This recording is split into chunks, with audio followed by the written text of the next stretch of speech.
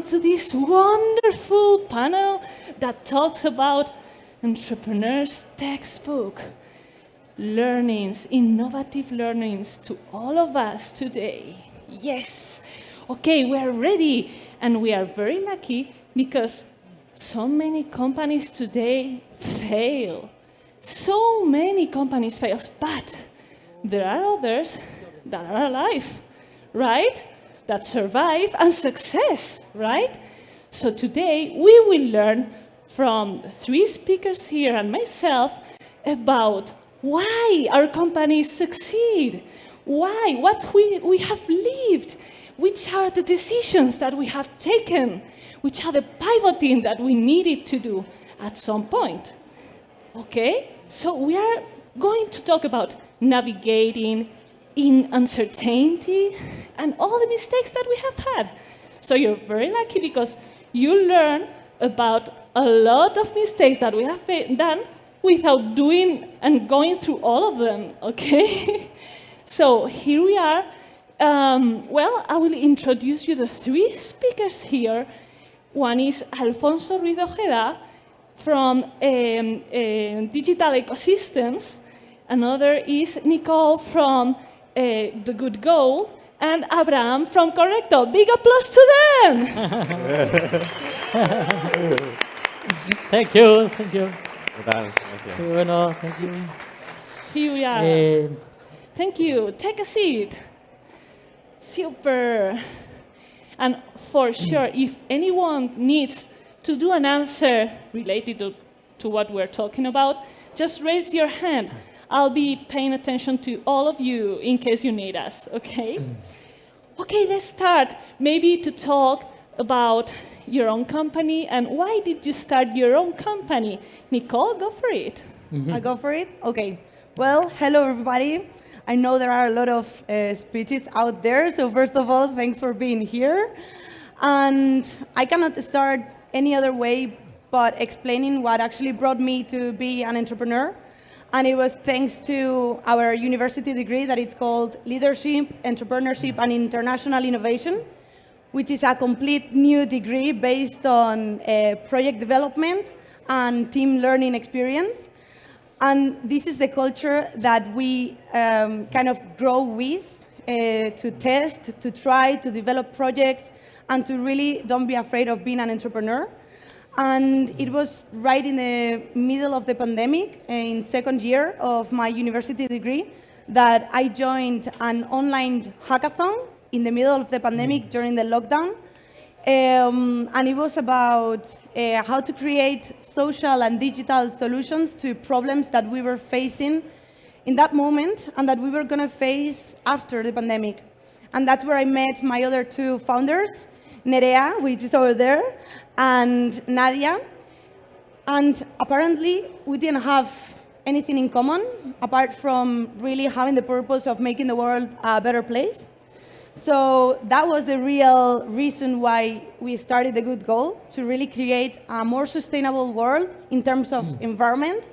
And joining this purpose, it's where it all began. So, yeah. Great. Thank you very much, Nicole. Go ahead, Alfonso. Tell us about yourself. Why did you start a digital ecosystem? Maybe a little bit of your background.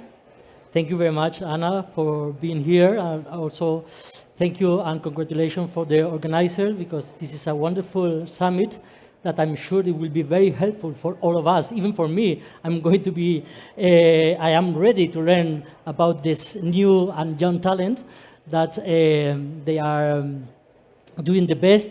And I think we are going to be very lucky, and we will remember this summit forever, and will help us in our future. Then I'm Alfonso Ruiz Ojeda. I'm now founder. Well, I'm entrepreneur and I'm a business angel. I think I am very lucky because to be entrepreneur is more than a professional dedication. For me, it's a passion. I'm passionate every single day to do what I'm doing. And now I'm also even more lucky to be a business angel, to help other entrepreneurs to fulfill their dreams for me is a wonderful experience that I enjoy every day. Then I suggest you also to enjoy this entrepreneurial dedication. And now I'm the co-founder of Digital Ecosystem Lab, and I'm very happy to always be starting from scratch new projects. And so happy to be here. Great, Thank you. thank you. Great. And now we will talk about Correcto and Abraham. Tell us about why. Why did you start this company? First of all, thank you so much to everyone who's here. Thank you, Anna, for introducing the panel. So I am Abraham, the co-founder and CEO of Correcto. Many of you don't know yet what Correcto is. I hope you end up discovering a lot more about our product in the next few weeks or months. So we started Correcto a few years ago. Wait, I had so many problems. Keep talking, I'll Yeah. find some. Started Correcto a few years ago as we, the founders, had gone abroad to do our undergraduate and postgraduate degree. And we shared the problem that we weren't able to kind of like communicate efficiently in Spanish when it came to written communication. And we had identified a huge market leader and first mover in the market called Grammarly, which I'm sure many of you are familiar with. However, it was very personal to us how strong the problem was for the Spanish speaker community. It's really complicated to really be able to efficiently communicate in Spanish, and bringing a writing tool that can take care of your grammar, tone, punctuation, formality, and many other aspects of writing came into place into so many organizations and institutions around the world. We are all aware of how big the market is, how the Spanish market is a leader, is the second most spoken language in the world. And we're here to make it better, make it more accessible and easier for people to communicate efficiently. And the reason why we started it is because it was a personal problem to us. Great, thank you very much. While they are adjusting your micro, I will start to talk about pivoting, how important it is to pivot in the right time and in the right way, because pivoting most of the times is needed, some of the times it's just pushed because there is some creativity going on and there is this need detected. Well, I think we all have pivot in some way our business model. Myself, for example, I have pivot twice my company, and I think both times have been the best decision ever. Really, don't be scared about changing your mind if you really find a better way to do it. If you really think you can improve it, go for it. Not to be scared about new possible problems that will come up and you have never solved or never faced. Don't worry about that. Just go for it if you really believe there is a better way to do things. And well, maybe Abraham, you want to continue talking about pivoting? Yeah, no se oye todavía. No. It's a very controversial kind of like thing that's taken into consideration when starting a company. I think there's no right way to approach a particular problem, and I think it's how well suited your team is for that particular problem that kind of brings a clear path to how you're approaching it. With that being said, there are so many aspects that are important for pivoting, and the first one would be, what is the market telling to you? Iterate fast, understand your users quickly. The quicker you understand your clients, that's the more open you're going to be to iterating your product, pivot, and bring new strategies to your approach. And we've done that in Correcto. So, for example, we had a tops-down B2B funnel, and it turns out that it works better by leaving the people use the platform and enter a bottoms-up strategy B2B funnel. And this is something that understanding a B2B playbook for early-stage companies is very competitive, it's very complicated, but the earlier you take care of this playbook, of this kind of like code of how to move forward for the strategy team. That's gonna help you bring lots of solutions to well-being and results of your startup. Yes, thank you very much. Maybe Nicole also wants to talk about that, Yeah, about sure. pivoting. How many times have you pivoted already in the company? Once? Yeah, we pivoted once, and From B2B to B2C, you told me something the other the way. The other way to Aram. Tell us a So little from B2C, the Good to Call was born for actually helping individuals become more sustainable in their daily lives. And we did an open application, mobile phone application for everybody to download it. We got up to over 90,000 downloads.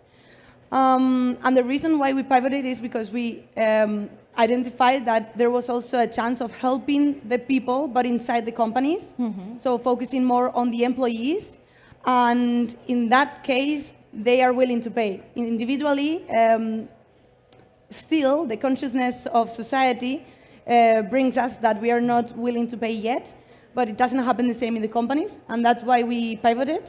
And of course, it's a process where there requires a lot of thought, but as Abraham was saying, was actually listening to the new opportunities and taking those opportunities as bigger opportunities to become a bigger startup or a better startup. And this happened to us in 2021 to 2022. We were there in the B2C, and just around 7 months ago, it's when we launched our product for the B2B with already 11 implementations. So yeah, we're right there right now. Absolutely. Yeah. Exactly. I would say that it's good to fail, no problem, no shame. Don't worry about that. Just use it. Use your failure to learn how to improve the next time, just to go to a better way of doing things. This is probably the clue, right, Alfonso? Absolutely, I agree with what we have already said about pivoting, and I will recommend to have this your mindset open to be open to change at many times needed, because you will prove that you are adapting yourself to the market, to your customer. And then I encourage you to pivot as many times as is needed. Not as possible, but at least the market will give you the right way, and you have to follow it. And then I will say enjoy pivoting. I think it's a good... What's good about pivoting, Abraham? I think the best thing about pivoting is it shows the resilience of your team. If your team is able to pivot, they show agility, they show the capacity to adapt to new circumstances. Well, that's a really good sign that you've hired the right people.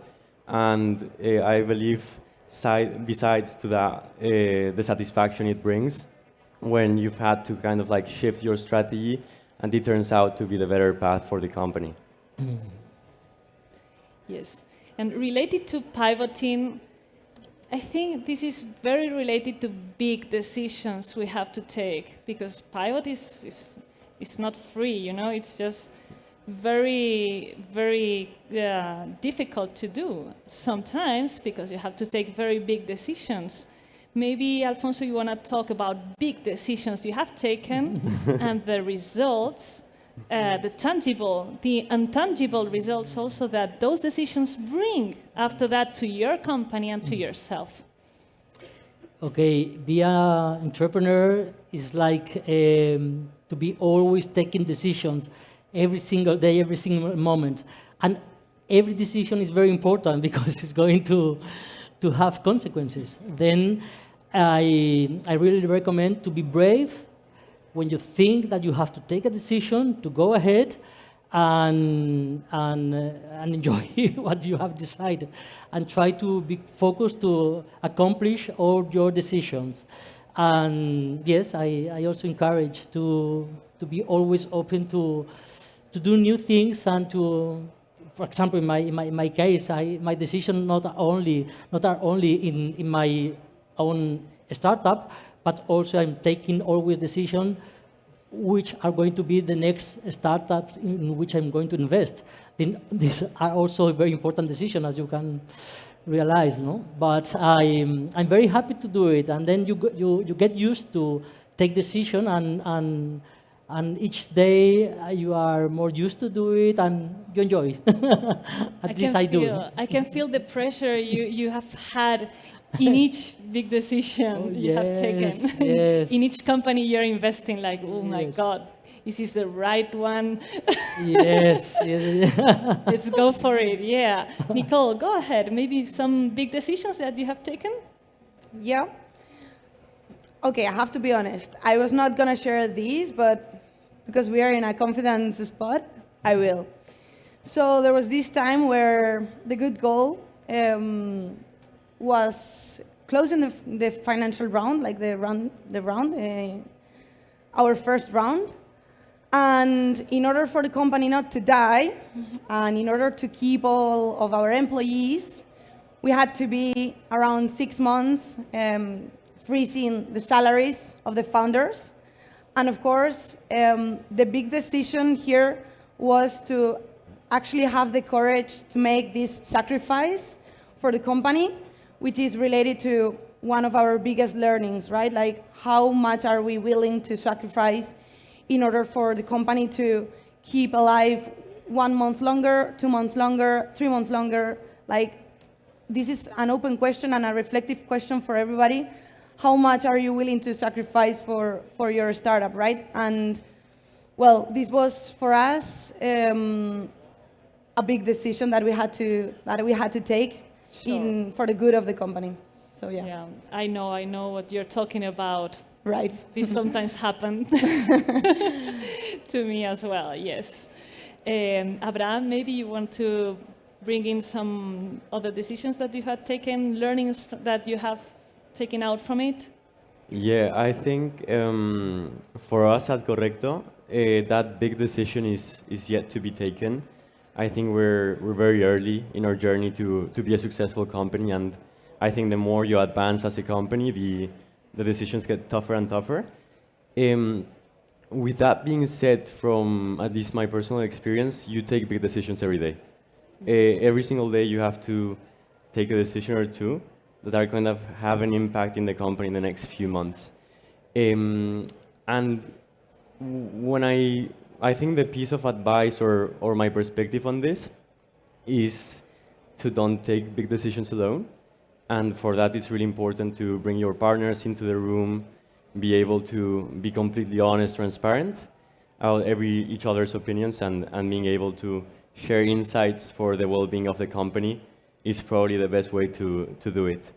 And Absolutely I agree. mean, it's completely Absolutely basic. It's very important to get in the decision all the team, to involve everyone, to make sure that everyone knows what we're talking about before doing it. This is very good. Yes, absolutely. All right. So those big decisions, why do we take those decisions? We take those decisions because we need to navigate in the uncertainty, because the world changes every day. It's not that the changes are super fast, but there is an evolution, continuous evolution that we have to face every day and admit that we need to navigate or surf, right, the waves, right, of uncertainty.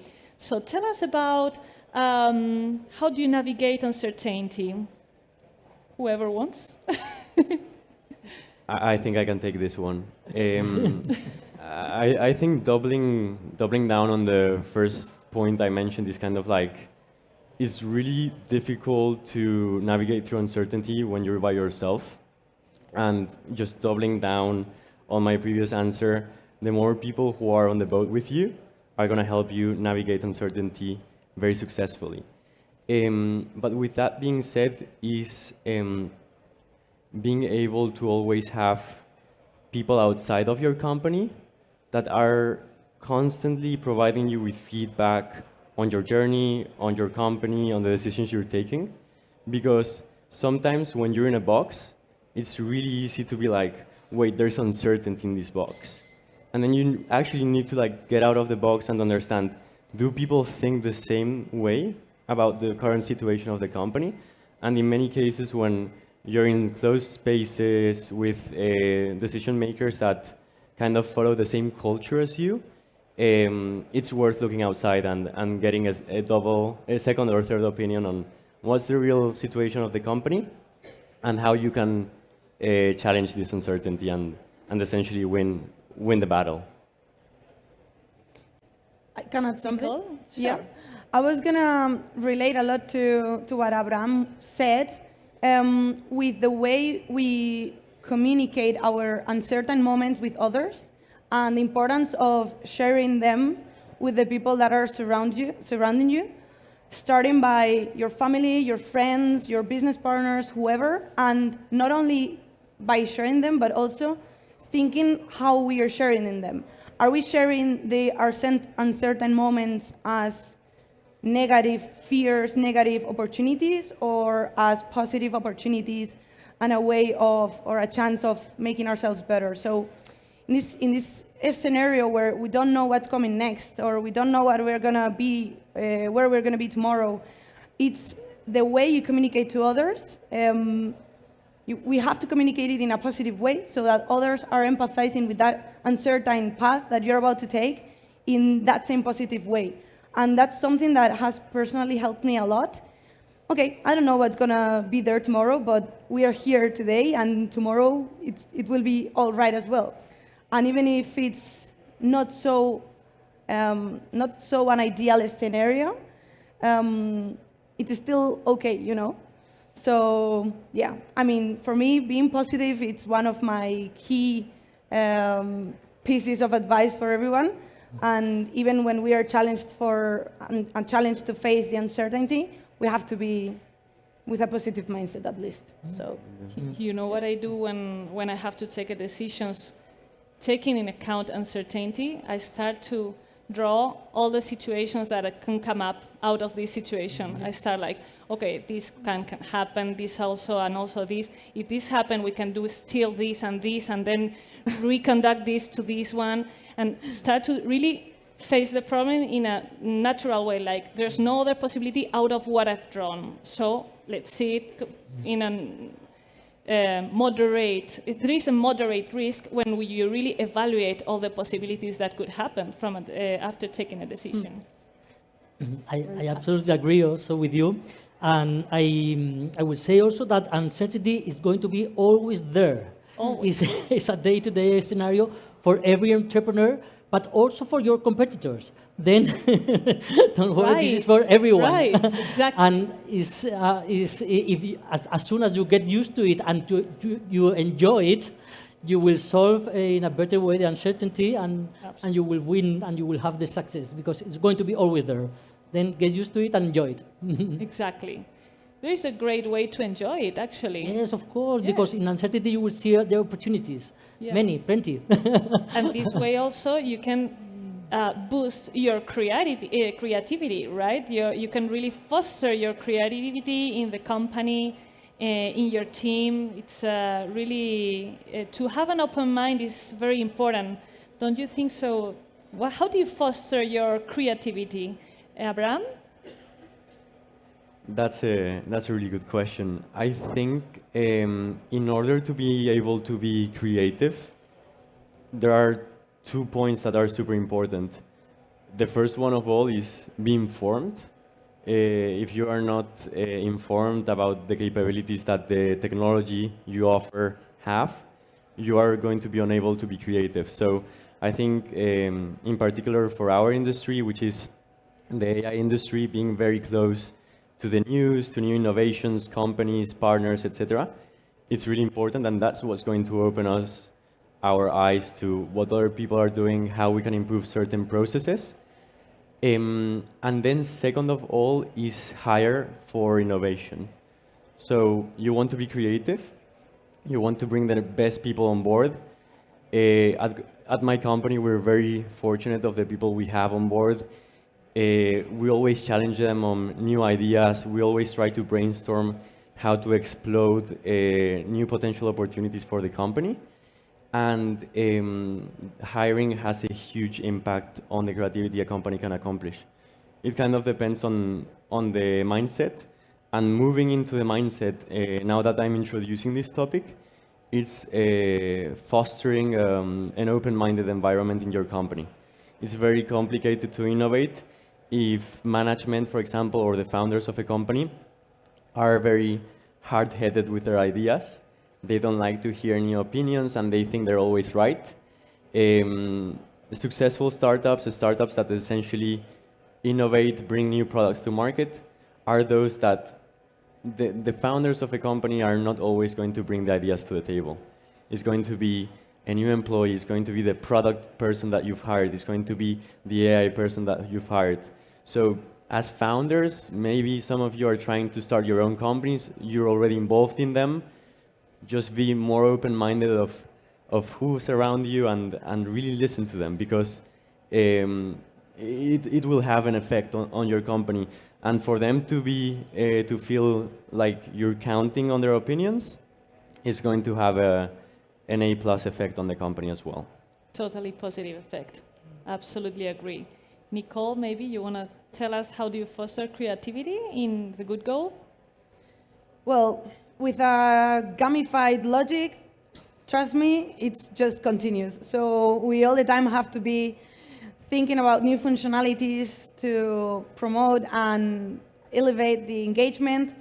Especially the product department is the one that is all the time thinking about and asking for feedback to the users and asking us questions to the rest of the team, like, okay, give us ideas on this, on that.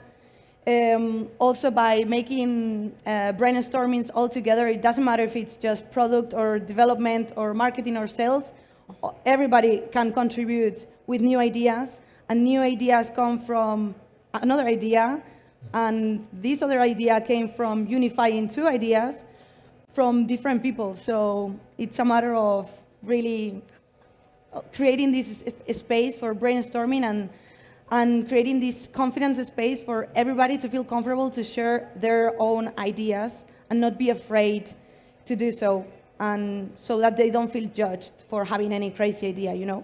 So that's also the culture that we are creating at The Good Goal, and this is something that we are also very proud of. Thank you. Alfonso, what's the key of the success of your business? One of the keys of the success is to be surrounded by the best people that you can find. And when I say the best people, I not mean only the best professionals, but also the best person, the best human being with the best values, and people faithful, and people which you can trust. And for me, this is a key point. It's something that you have be always open to look for the best talent and the best human beings. And also be focused and be persistent and try to enjoy every single day. Be an entrepreneur means that you have to work a lot. Then try to enjoy every single day, because you are going to spend so many hours working that try to enjoy them. Yes, for sure. Yes. I think entrepreneurs and people that lead companies are the very hardworking people always. So if you don't enjoy, you shouldn't continue this way. You should just change your mind and do any other things, right? Okay, Abraham, tell us about key clues for your success, for Correcto's success. Yeah, I think back to the question, I think success is kind of like a very ambiguous topic in entrepreneurship. I think the idea of having like a successful company for us is very different for someone else having a successful company. What we want to do is build a generational company. It's not a company for the next 5 years, it's a company for the next 10, 20, 30, next decades, etc. I think main point that will bring us to success is incentivize the right talent and unlock the potential that each individual player of your team has. But for us, success is yet to be attained. So to potentiate the talent. Yes. Very good. Right. Very good. Yeah, yeah. Perfect. In 10 seconds, Nicole, tell us the keys of the clues of the good goal. Well, I don't even know what success means for us, but like for me, but for the good goal, it means to every single day move forward, and success for us, we understand it as the 1,000 milestones that you have to get for getting to the general concept of success, which is daily work, daily objectives, daily milestones. So that would be kind of like the journey to success for us. Very good. Daily milestones, potentiate talent. Be surrounded by very good people surrounding you. Foster gamification that fosters creativity. And be well informed before you take decisions in order to be able to be creative in a right way. I think we've learned a lot today. Thank you very much. Thank you very much to all of you being here, listening to us. It has been a great pleasure to be here with you.